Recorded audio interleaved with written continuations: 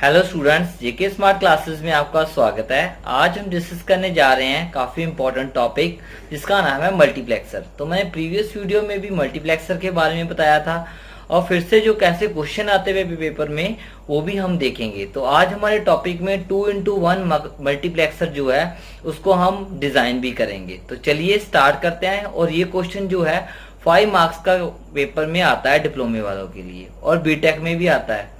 तो चलिए स्टार्ट करते हैं। क्वेश्चन है व्हाट इज मल्टीप्लेक्सर। तो मैंने बता दिया आपको प्रीवियस वीडियो में कि मल्टी का मतलब होता है मैनी।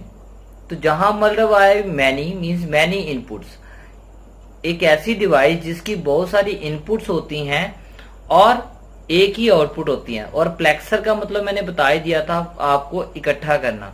ठीक है, तो मल्टीप्लेक्सर का मतलब मैनी इनपुट्स को एक ही आउटपुट में लेकर आना। तो ये होता है हमारा मल्टीप्लेक्सर। तो यहाँ पर इसको अगर मैं ब्लॉक डायग्राम में करवाऊं आपको, इसको हम मक्स भी बोलते हैं। ठीक है, इसकी मैनी इनपुट्स होती हैं और एक ही आउटपुट होती हैं। ठीक है, और इसमें होती हैं सिलेक्ट लाइन्स है।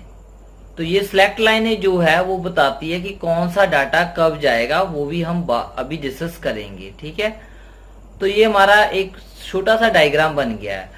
तो यहाँ पर मैंने लिखा है मल्टीप्लेक्सर क्या है। तो आपने डेफिनेशन लिखनी है। मल्टीप्लेक्सर एक इलेक्ट्रॉनिक सर्किट होता है, एक आईसी होता है, इंटीग्रेटेड सर्किट होता है विच है मैनी इनपुट्स। ठीक है, जिसमें बहुत सारी इनपुट्स होती हैं और एक ही आउटपुट होती हैं। इसको हम मक्स भी बोलते हैं। इतना आपने पेपर में लिखाना है। अगर इतनी तो थ्योरी आपको लिखनी पड़ेगी। तो आते आता है हमने 2x1 मक्स को डिजाइन करना है। सर कैसे करें? तो मैंने अभी बोला आपको कि देखिए 2x1 मक्स अगर आपने डिजाइन करना है, इसका मतलब क्या है, 2 हमारे पास इनपुट्स हैं। ठीक है, और एक ही हमारे पास आउटपुट है। इसका मतलब 1 और 2, मैंने 2 ये इनपुट्स रखी हुई हैं और यहां पर ये मेरे पास इनपुट्स हैं 2 और एक ही मेरे पास ये आउटपुट है जिसको y है। और यहां पर मैंने बताया आपको अभी कि सिलेक्ट लाइंस भी होती हैं कि वो बताती है कि कब डाटा कौन सा जाएगा। मींस ये D0 कब जाएगा, D1 कब जाएगा, इस लाइन में से वो बताएगी। तो उसके लिए हम सिलेक्ट लाइन में ये वाला फॉर्मूला याद रखते हैं, 2 की power s is equal to input. तो 2 की पावर s रखा इजिकल टू इनपुट कितनी थी, इनपुट मैंने अभी आपको बता दी, इनपुट हमारी थी 2। तो 2 यहां भरा। इसकी वैल्यू बाय डिफॉल्ट एक ही होती है। अगर कुछ नहीं पावर होती तो उसका मतलब एक ही होती है। तो s की वैल्यू आ जाएगी 1। तो सिलेक्ट लाइन हमारी बन जाएगी 1, जिसको हम S0 का नाम दे देंगे। ठीक है, और इससे ये भी कंसेप्ट क्लियर होता है कि s की वैल्यू अगर हम 0 देंगे मान लीजिए तो ये वाला D0 चले जाएगा। अगर हम 1 देंगे तो हमारा D1 चल जाएगा। तो इसका हम बनाते हैं ट्रुथ टेबल। ट्रुथ टेबल हमें यही बताता है कि इसकी कैसे वर्किंग, कैसे ये काम करेगा। तो मैंने आपको ये भी बोला था कि सभी जो भी मक्स होते हैं उसमें एक पिन जरूर होती है जिसको हम अनेबल पिन बोलती हैं। और इसकी वैल्यू बाय डिफॉल्ट जो है वो लो होती है, इसलिए इसकी वैल्यू आपने लो रखनी है। ठीक है, बहुत कम बताते हैं कि एक अनेबल पिन भी इसमें होती है। तो चलिए देखते हैं। ठीक है, इसको हमने अनेबल पिन को लो किया। इसका बार का मतलब होता है वह 0 पे चलेगी। मैंने यहाँ पर लिखा हुआ है 1, इसका मतलब तब सिलेक्ट लाइन हमारी कुछ नहीं होगा, तो हमारा मल्टीप्लेक्सर नहीं चलेगा। ये कंडीशन तो आपने फर्स्ट लिखनी है। अब आता है अगर हमारा सिलेक्ट लाइन 0 आ जाए। ठीक है, हमारी सिलेक्ट लाइन 0 भी हो सकती है, हमारी सिलेक्ट लाइन 1 भी हो सकती है। तो यहाँ पर अनेबल हमने 0 कर दिया। इसका 0 का मतलब ये होता है कि हमारा जो मल्टीप्लेक्सर है वो चल पड़ा है, वो काम करेगा। अब सिलेक्ट लाइन हमारी 0 भी हो सकती है, 1 भी हो सकती है। अगर 0 होगी तो मैंने बोला था हमारी D0 जाएगी, अगर 1 होगी हमारा D1 चल जाएगा। इससे हमारा जो है वो कंप्लीट हो जाएगा। ठीक है, 0 पे ये जा रहा है, 0 पे हमारी D0 जा रही है और 1 पे हमारी ये जा रही है, हमारी D1 जा रही है। अब ये हमारा ट्रुथ टेबल आपको समझ में आ गया होगा, सिंपल सा ट्रुथ टेबल था। अब आता है बूलियन एक्सप्रेशन। तो बूलियन एक्सप्रेशन आउटपुट का क्या आएगा, मींस यहाँ पर जो मक्स है इसकी आउटपुट क्या आएगी वो देखते हैं। ठीक है, अभी मैंने आपको ये वाला बता ही दिया कि 2x1 मक्स है। ठीक है, अब ये कैसे करेगा काम, कैसे इसकी आउटपुट जो है D0 D1 और इसकी कैसे आएगी वो हम देख लेते हैं अभी। ठीक है, तो वो कैसे देखते हैं अभी, और इसकी आउटपुट क्या आएगी वो हम अब देखने लगे हैं। अभी मैंने बोला जब यहाँ पर आपने लिखना है D0 और यहाँ पर प्लस लिख देना है D1, पहले तो इतना काम करना है।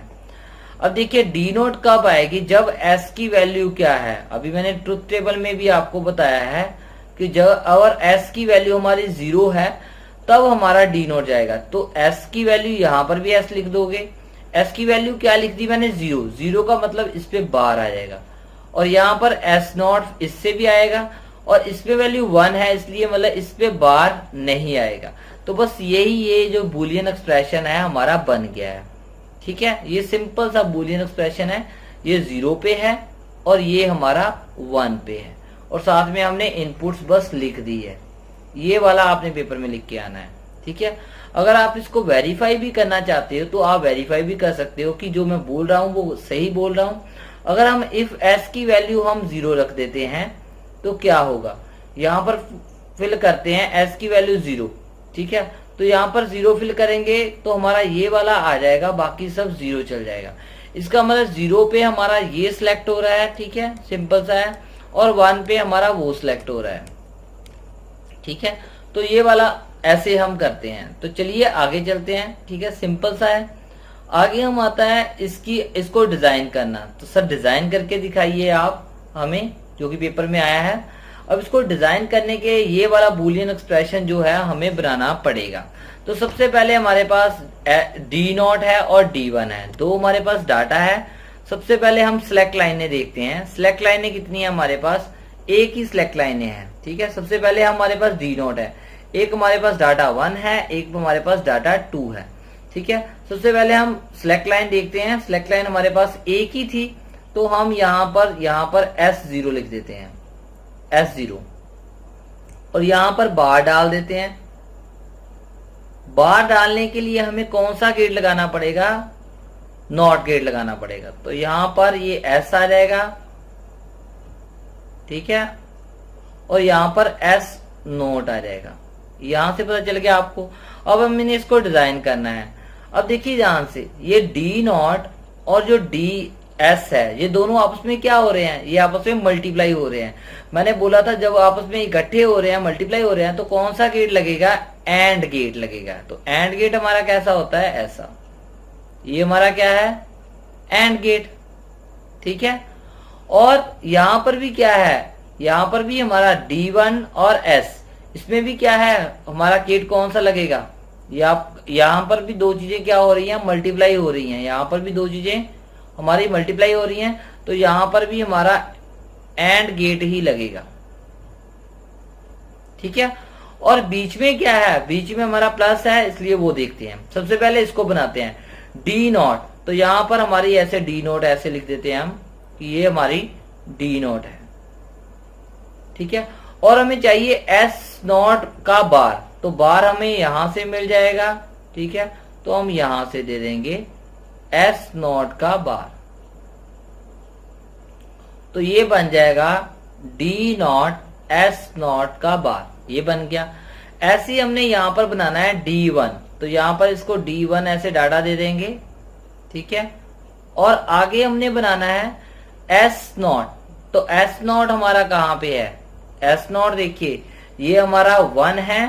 ठीक है, और ये हमारा 0 है, तो इसका मतलब ये वाला S0 है, ये वाला।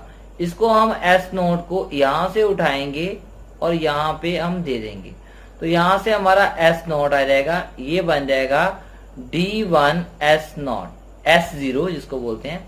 और बीच में क्या है, बीच में इसके प्लस है। देखिए यहाँ पर बीच में इसके प्लस है, तो जब अगर प्लस आता है तो कौन सा लगता है, प्लस के लिए कौन सा गेट लगता है, और गेट। कौन सा गेट लगता है, और गेट। तो इन दोनों को ऐड करने के लिए हमें, ऐड मीन्स ओरिंग, तो इसको हम यहाँ पर और गेट लगा देंगे। तो यहाँ पर हमारा ये ऐसे ये होता है और गेट, मैंने बताए हुए हैं। तो यहाँ से ऐसे और गेट यहाँ पे लग जाएगा और इससे लग जाएगा। इसलिए मैं बोलता था आपको बेसिक जो है गेट्स आने चाहिए। तो यहाँ पर मल्टीप्लाई हो रहे थे, ऐसे बन गए। तो अब ये बन गया output is equal to D0 S0 bar plus D1 S0। तो यहाँ पर ये जो है हमारा 2x1 जो है मक्स कौन सा डिजाइन हो गया है, डिजाइन 2x1।